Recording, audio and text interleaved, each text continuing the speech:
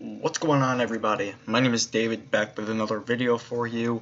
It is the end of 2018. Quick as it began, it ends. And honestly, this is one of the quickest years I have witnessed in a long time. Like, this year, it started and began like a snap of Thanos' fingers in Infinity War. I can't snap, so. But yeah, the past couple years I wanted to do this type of thing, but either A, never had enough games to make said list, or B, I just did it way too late and then never did it. Like, on my computer I have a script that I wrote about my top games of 2017 that I was gonna record and post and whatever, but I just never got the time to do it. And if you guys want me to post that, if you want me to put it together and post it, then I'll definitely do it. Just let me know. And there are some other videos that I have just that I thought weren't very good, and I didn't feel like posting them. Like, I have one that I was gonna start a podcast of a sports podcast. I have a full 15-minute like pilot type episode that's just sitting on my computer. It's full. It was ready to upload, and I just never did. So if you guys want me to post some of these like archival videos, just let me know and I'll definitely post them, and we'll see how you like them. If you want me to start series based on what the videos are or what, we'll go from there and see what happens. But anyway, that's not the point of today's video. Today's video is, like I said, since it is the end of 2018, we're hitting in December. We're almost to the middle of December already. Jesus. And the Game Awards just took place yesterday. Yeah, today's the 8th, so yesterday. But yeah. No, 2 days ago. Happened the 6th. Happened Thursday. But yeah, Game Awards just happened, and like, I just picked up my final game that would be in contention for this list, and that was Super Smash Bros. Ultimate. So once I got that and I played that a lot, I was like, you know what, okay, let's start putting this list together. Let's make sure it's good, and yeah. So that's what happened, and here we are. So today, I have my top 10 games of 2018, and honestly, I thought it would be simpler, since I'm not the best at editing, I thought it would be simpler for me to put the list on the right side of the screen, so you guys can see the list in order. And I also have some honorable mentions, not on the list, just to read out, because some games were good, but I don't think they were good enough to hit the top 10 list. Maybe they're like 12th or 11th, 13th, like right below the 10th spot, but just couldn't make it. But yeah, without further ado, let's get into this list. Some of them may shock you, some of them would be, oh, okay, I assumed that that game would be there. And some really will shock you. So let's just get straight in with number 10. Number 10 is a very good fighting game that came out very beginning of the year, and that is Dragon Ball FighterZ. I got this maybe a couple months after it came out. I played it. I'm not the best at fighting games. That game I'm not very good at, period. Just the reason I got it, I'll be straight up honest. The reason I got the game, I saw it at E3 the prior year, and I thought it looked great. And it does. It looks fantastic. It plays great. I mean, I'm not very good, like I just said, but the gameplay is great, and the artistic style, Arc Systems is doing a phenomenal job. They're the guys that also did the BlazBlue series. So yeah, they did a marvelous job with this game. One of the best Dragon Ball games I've played. I've only played a couple, but it's one of the better games I've played. The other Dragon Ball games I played was the Xenoverse series. I didn't play much of it, but from what I did play, it was pretty fun. So yeah, FighterZ, I haven't played much. I haven't played it in a long time, actually. But yeah, FighterZ was good enough to hit was barely able to hit the top 10. Some of the games I have as honorable mentions maybe could have hit the top 10, but I feel FighterZ was just able to sneak over the line and get in. I felt it was good enough, other than the other games I had as honorable mentions. there is one game here that could have beat Dragon Ball, but they had some issues. So, so moving on. Number 9 is it's a franchise that's really, really old, from the PS1, and it was a remastered trilogy. I never played it as a kid. I've always known what Spyro was. I just never played it. I don't know why. I don't think I played Crash Bandicoot 2. That was really the only platformer I played. I didn't really, up until I got my Nintendo Wii in like 3rd grade, I didn't really care for gaming. Besides like my Game Boy or my DS or whatever. I didn't really care for console gaming that much. But once I started getting my Nintendo Wii, I did get a GameCube as well. But once I started getting the Wii, that was really my entendre, my opening into actual video gaming. And then my 360 really just set me skyrocketing into the great world of video games. But yeah, besides that, number 9 is Spyro, the Reignited Trilogy. Now, like I just said, I never played Spyro as a kid. This is my first entry into Spyro. And from what I have to say, it's a fantastic game. It really is. It's a great game. Toys for Bob did a hell of a job with the redesign and the remaster of Spyro, his pals, the enemies, everyone in that game. The scenery is breathtaking. Like, it just is. Like, yeah, the PS1 games still hold up to this day, from what I've seen. They sort of hold up. But, I mean, Spyro, man, like, that was a really good game. And Crash Bandicoot, that N. Sane Trilogy, was really, really good. Spyro, I think, may actually take it as the better trilogy. They're both really good in their own right, but I think Spyro edges them out just by a bit. Yeah. Number 8. Come on. Here we go. Number 8 is Pokemon Let's Go Pikachu and Eevee. Now, I own Let's Go Pikachu, and I don't know, for me personally, Pokemon's sort of fallen off the rails a bit, like me personally playing the games. Like, when I started with Pokemon Leaf Green, and then I think I skipped Heart Gold, but I got back in with Diamond and Pearl, and I actually own still all those 3 games, Diamond, Pearl, and Platinum. And then Black and White 2, I never played. I didn't play it. I ended up getting it years later, but I think that was just to test out like the Pokemon Bank. And lucky for me, I actually bought it pre-owned at a local game store and called Game Exchange. And the save data from the person that turned it in was still on the cartridge.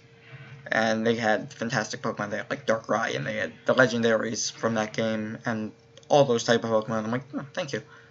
So, ironically enough, I never actually played Pokemon Black, or Pokemon White, or whatever, one of those. I can't remember which one I have. I think it's Pokemon Black. But yeah, I ended up just transferring those Pokemon to me. So, thank you. But yeah, Pokemon, I ended up getting back into the series Pokemon X and Y. On the 3DS, I ended up getting that for Christmas. The year Pokemon X came out, I ended up getting a 3DS, the 3DS XL. And then I played that to completion. I didn't complete all the Pokemon, but I did beat the Elite Four. And that game was great. Going from Platinum to Pokemon X was a big evolution for me, and it was a really fun game. And then ever since then, I've played some of the Pokemon series, Omega Ruby, and I did buy Sun. I played it, I think, about halfway, but I stopped. I don't know why, I just stopped. I may go back to it soon, but I don't know. And Ultra Sun and Ultra Moon, I never picked up. So, Pokemon Let's Go Pikachu reason I picked it up was just a nostalgia trip for me. Even if I stopped after Leaf Green. Let's say I just stopped after Leaf Green. I probably would still have picked this up if I owned the Switch at the time, which I probably would have still. But yeah, this is the original 151 It is a fantastic game. I started that game up with Professor Oak standing in front of me. I was from ear to ear in a smile. Just because it just brought back memories. Just good memories of playing those games as a kid. And it is different, yes. It is based on Pokemon Yellow. But, I don't know, I think it's just about memories and nostalgia that really drove the game home for me. And who knows, I may eventually get an Elgato capture card or something to that extent soon. So if you guys want any gameplay of Pokemon Let's Go in the future, let me know and I will definitely do that. I'll figure out how to hook up an Elgato or whatever, and I'll start doing some more gameplays. I'll be doing a lot more console gameplays, PC, anything, really. I really want to start and update this channel and not just a video, 3 months later a video, 5 months later a video, a week later a video, like, very scattered.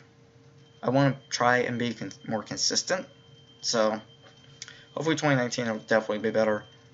My roommate's actually going abroad to London, so next semester, I hope there is a chance that I can have this room to myself. It's a single room, so if that is the case and they don't assign me a roommate, there will be a lot more videos coming out in next semester, early 2019. So definitely stay tuned for that. That is going. If I am in a single, that's going to be one hell of a semester. Obviously, my work first and foremost is to school, but also I'm going to try and put my heart and soul into this channel and try and see where I can take it with the 4 months or so that I have. So, yeah, without getting on another tangent, let's get on to number 7. Number 7 is Detroit Become Human by Quantic Dream and David Cage. Detroit is the sequel? Is it a sequel? I can't tell if it's a sequel or if it's just another game. But yeah, it's a game like Beyond Two Souls, Heavy Rain, those type of games. It's made by the same guy, David Cage. Detroit had a really good storyline, very good voice acting. Brian Deckard as Connor, one of the best voice actors I've heard this year. I mean, granted, he was nominated for Best Voice Actor at the VGA, so I mean, he's doing a good job. But honestly, yeah, I'll get to it in a minute. But and they also had Clancy Brown, freaking Mr. Krabs, as one of the main police officers, like FBI agent, whatever people. Like, it's a great story and really heartfelt. Like, it just that type of story, and it's really good to see. David Cage makes some good games. They're like interactive movies. They're not really, I wouldn't call them games, because they're interactive movies, but they do tell a really good story. So I'm hoping to see what David Cage comes up with in the future. So yeah, number 6 may shock you. It may not. But for some people, it may be way lower than they anticipated. And that's Spider-Man. For the PS4, obviously. Now, going into this, I loved Spider-Man. I finished that whole thing. I'm so close to 100% completion. I just need to do some of the capturing of the people. But I don't know. I left it all till the very end, and it's sort of monotonous. But anywho, I'm pretty much 100%. But the reason I had to drop it to 6 is A, because there are some games that are just better. The story, if I was just rating these games based on story alone, Spider-Man would probably be number 1. It would probably be at the top of the list, number 1. Actually, thinking about that. Close enough to number 1. That story, they could have taken the story alone, gave it to a film company, give it to Marvel, and they put it on the big screen, and there's your next Spider-Man movie, starring Yuri Lowenthal, who was also nominated for Best Voice Actor, and I personally think he deserved that award. Who got the award? I can't remember. It wasn't Kratos. It wasn't Deckard. It wasn't your Lowenthal. Oh, it was the voice of Arthur Morgan for Red Dead. Which, I mean, yeah, I can see that. I can definitely see that. But yeah, Spider-Man, the reason I had to drop it to 6 is because of combat. Combat's good at the beginning, yeah, but halfway, I don't know, getting halfway through, it's sort of repetitive, I guess. It's good, yes. The combat's very intuitive, using your gadgets to stick people to walls and shit like that. But, I don't know, at a certain point it sort of gets tedious, in some sense of the word. Like, a lot of it, no, and then some of it, yes. But the story for me, like, if the combat was the way it was and the story was a bit eh, I don't know if I would have finished that game. I'm gonna be 100% honest. I don't know if I would finish the game if the story was iffy and the combat may have drawn me along, but then as I'm getting more in the game, I'm like, is this gonna upgrade at all? And then if it didn't, then I may not have finished the game. But the story definitely drove me along. That was the main thing I was focused on throughout my entire adventure, was the story. And I probably think that's gonna be the same case with the DLC. I haven't gotten DLC yet. I'm eventually gonna get it, but yeah. So that's why Spider-Man is number 6. And number 5, people are probably going to be really shocked at me, but I personally think, in some senses of the word, it's, in a sense, better than Spider-Man. And I think a lot more games should do this type of thing. I think Joseph Fares did a fantastic job. Come on. There we go. And that's A Way Out. Joseph Fares did a great job incorporating this into a game. Incorporating always online co-op, or like you can't use a CPU, can't use the computer to help you. You have to always be playing it with a friend, either couch co-op, or you could play local co-op, or you could play online co-op. That's a great idea. And honestly, in some senses of the word, I thought he may mess up. It may go awry, the internet may be bad, like the connections, but no, it all worked out. Story was pretty good. It was like a prison break, and then joining with the 2 guys. Like, it's a really good game. And that is one I've been really debating on. I already beat the game a while ago with my friend Mike. We had a fantastic time. But yeah, that can be a game that we probably can play again. I don't know. That's been an idea that's been rolling around in my head for probably over a year, maybe a year and a half. And that's me and Mike doing a YouTube channel or a series like the Game Grumps. Like, they just playing games and BSing with each other. Like that's the type of humor and whatever that we have. So it's like, I feel it'll work out. We just need to find time. Like, we probably could try out an episode with something. There was one game we had so much fun with, was Lego Star Wars. Now, honestly, if we had recorded it when shit happened, then it would be better. But sort of recreating it, I don't know if that'd be good enough. I feel if we did play the game, I feel wacky shit would happen again. It would just be bad or whatever, and then obviously it'd be on video or whatever, but still, I think it would be a good thing. And A Way Out, the story was actually really good, character development, awesome, and the ending. Oh, that ending. But yeah, A Way Out, for me, like, obviously ratings aren't part of this, but like, probably I would rate that about an 8.5 or a 9.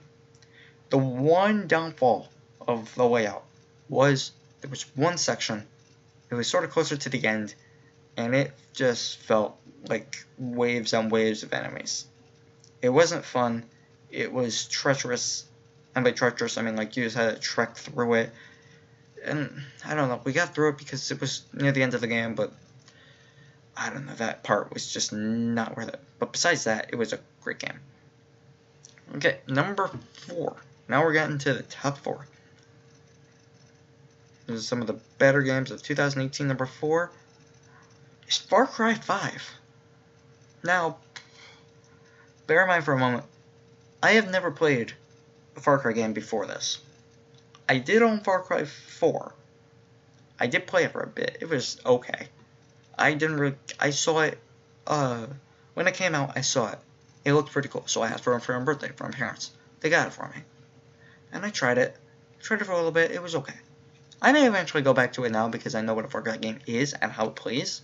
So I may actually give it a second shot and probably like it. But Far Cry 5 really blew me out of the water. I think what helped was the fact that the other Far Cry games, none of them were in America, were in the USA. They were all in some fictional country somewhere else in the world. But this game actually took place in the US. It took place in Montana, the state of Montana. It's in a fictional city in Montana, but still, it took place in the US. So there are a lot of things that I'm sort of used to and I can mesh with, I guess is the word. I can't really think of the word. Incorporate? I don't know. It's something I'm used to and would know. And it helped. The story was pretty good. The characters were actually really good. I love that dog Boomer. But I just love dogs in games. I love dogs, period. Freaking chop meat. Jesus. Dog meat in Fallout 4. And great companion, great dog. Best doggo. Hashtag best doggo. But yeah, Far Cry 4. God, those bosses, I freaking hate them. Joseph C. that MFer. I'm happy I was able to end him. But yeah, and he just at the VGAs they just announced Far Cry New Dawn, which is a direct sequel to Far Cry 5, and it's not fully priced, so that's probably gonna be a game I'm going to get and play because I really enjoy Far Cry 5. And that game, I'm really gonna enjoy playing again. Like I said, I want to do a lot more gaming shit on the channel. So, obviously, it's a gaming channel. And since I ended... this may be a bit out of the blue. I'll probably be making another video expressing this. But, reaction videos are gonna be no more. I don't want to take any more chances with YouTube's guidelines or copyright strikes or whatever. I tried posting a reaction video on JoJo's Bizarre Adventures, and Warner Brothers just claimed the video outright and gave me a copyright strike. Like, it wasn't like review the copyright and that's it. No, it was just copyright strike. Bang. One strike on your channel. And obviously it's going to be gone in like 3 months because I did the schooling crap that they have you do, but I don't want to really take any more chances with the channel. I don't want it being shut down, so until further notice, reaction videos are done. I may try and post them on Twitch, see how that goes, but yeah, sorry if you guys really enjoyed the reactions, but for right now, could be done. I may make a second channel or something. I may start posting reactions on my second, actually I do have a second channel, it's called Indie Palooza. I haven't been on that channel in a couple months, so that's why the name is what it is. But yeah, like I said, I'll make a separate video on this subject. But I just wanted to let you know, quick effort in the middle of this top 10 games. And now, top 3 games. Now, they are 3 of the biggest games of the year. We'll say that. It's not like, oh, I had Pokemon as number 2. Like, no. There are 3 of the biggest games. I will say, one came out in April, one came out 2 days ago, and one came out in October. Now, how they're ranked, you tell me. Or, actually, in this case, I'll tell you. Number 3 is... I may have checked a shit ton of people right there. Number 3, Red Dead Redemption 2. And no, it's not my game of the year. It's a good game, yes, but it has issues. There are just issues. It's a pretty game, yes, but pretty shouldn't win you awards, or in this case, the Game of the Year award. It shouldn't. It should have good mechanics, good story, good characters, and just, if it's an open world game, a good open world, energetic, full of life. Don't get me wrong, Red Dead does that. But from what I played, I didn't finish the game. Obviously, it's like 80 hours, 60 hours, whatever the hell it is.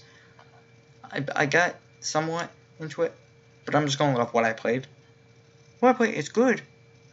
But then looking at Red Dead 1, they're not really incorporating much of the freaking span.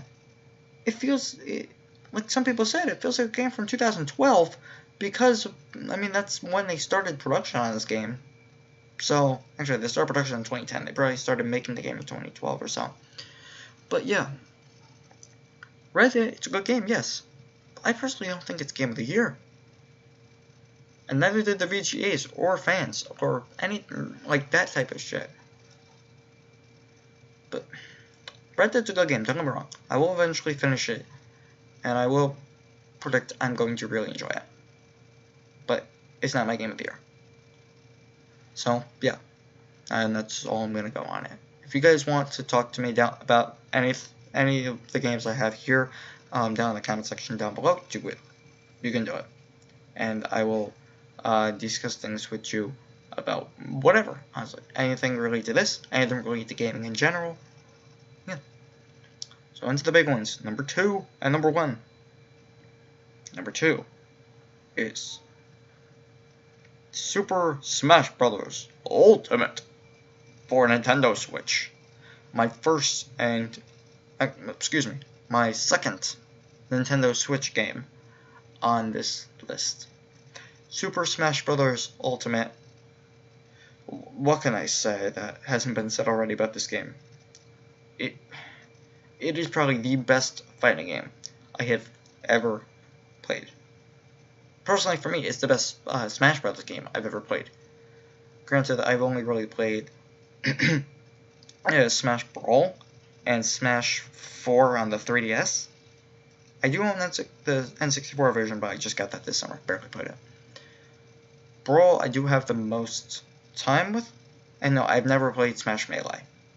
I just never owned it when I originally had a GameCube, and I've just never been able to buy it since. Reason being, because it's so damn expensive.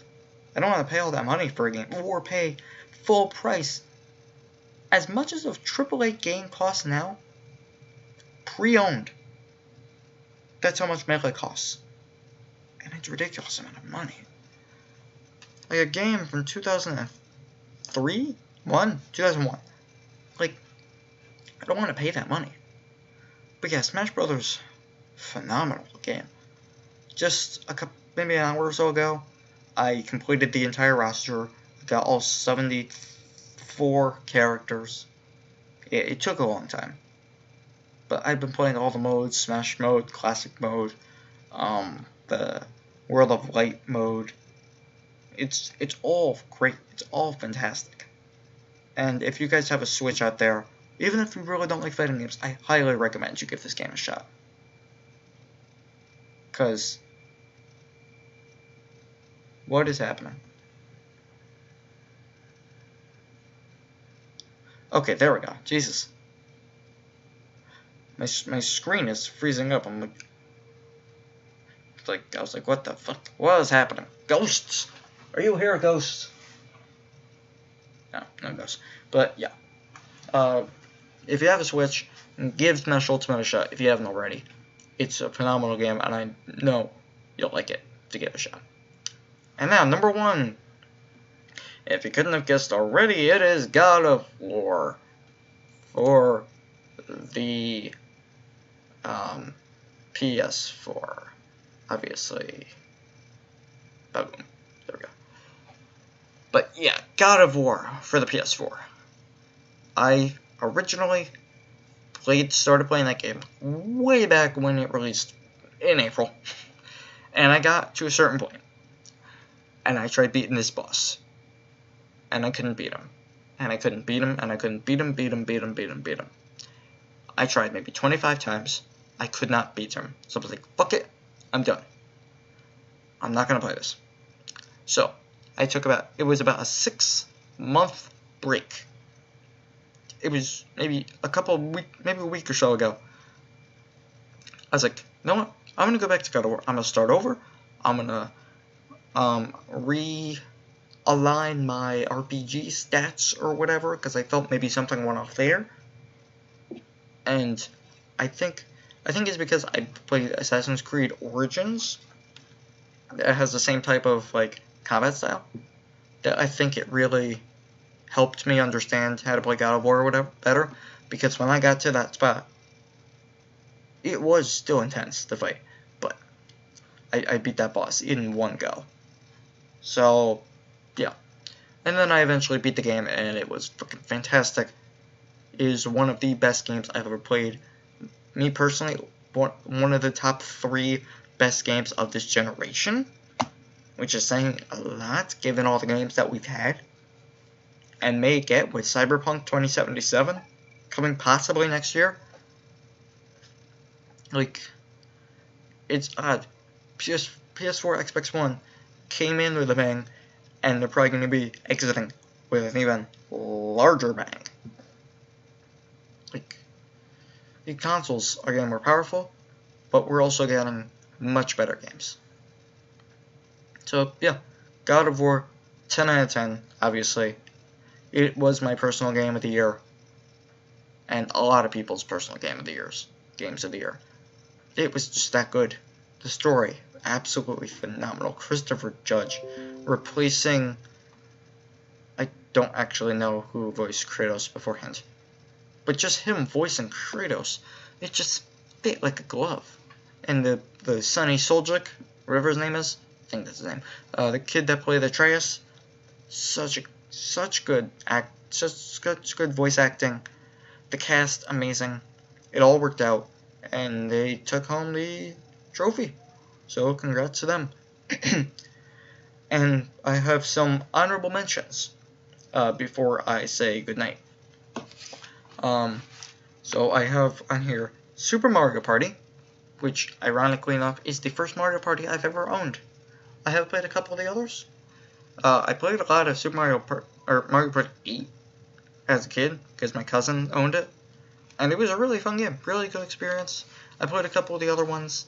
I played one of them on the GameCube when I went over one of my friend's house, actually just a couple years ago. But yeah, Super Mario Party, first one I've ever owned. It's pretty fun.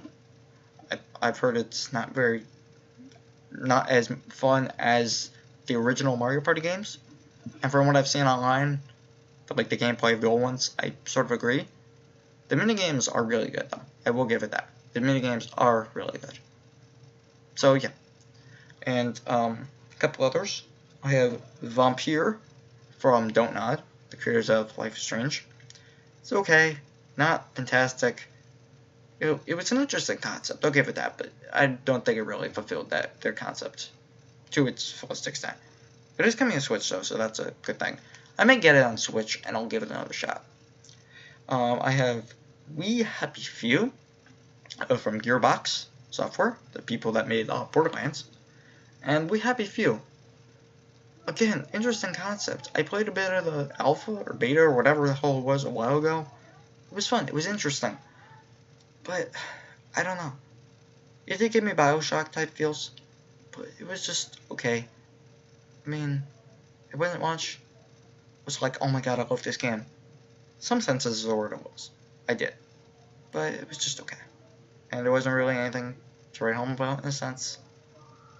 And the last one is one that, looking back, I'm surprised I haven't been able to fit this in the list somewhere. But I think it's just because I want to have Dragon Ball FighterZ on the list, and the fact that there's nowhere else to squeeze it in. I could have done a top 11. But if I was to do a top 11, this game would probably be number 10. And that game is My Hero One's Justice. Now, before I got this game, after watching reviews on it or whatever, I sort of was, I wouldn't say crapping on it, but I didn't think the combat was going to be that good, or I thought I would get tired of it eventually. Like, quickly. I didn't. I pretty much beat that entire story mode. I have like one mission to go. But I'm just gonna say I've beaten it. Like, yeah. I've played that game so much. With mostly all the characters. And it's really enjoyable. I don't know, I haven't played it in a while, but from when I played it, it was really enjoyable. And, I don't know, the story obviously was part of the anime, but it was just all enjoyable and a good time all around. So if you like My Hero Academia, you probably already have the game, but if you don't, then maybe give it a shot. Maybe if it goes down in price, if it's like 40 bucks, 30 bucks, pick it up. I think you'll really enjoy it. So yeah guys, that is my top 10 games of 2018. Let me know what you think about my list down in the comment section below, and honestly, let me know your top 10 lists. I want to know. I'm curious where your favorite games of the year rank as opposed to mine or other people's. So yeah, there will be a few more videos coming up before the end of the year, but this is basically my wrap-up, one of my big wrap-up videos before the end of the year. So get ready, 2019 is coming fast, and it's getting ready to rock. So I'll see you guys in the next video. Take care.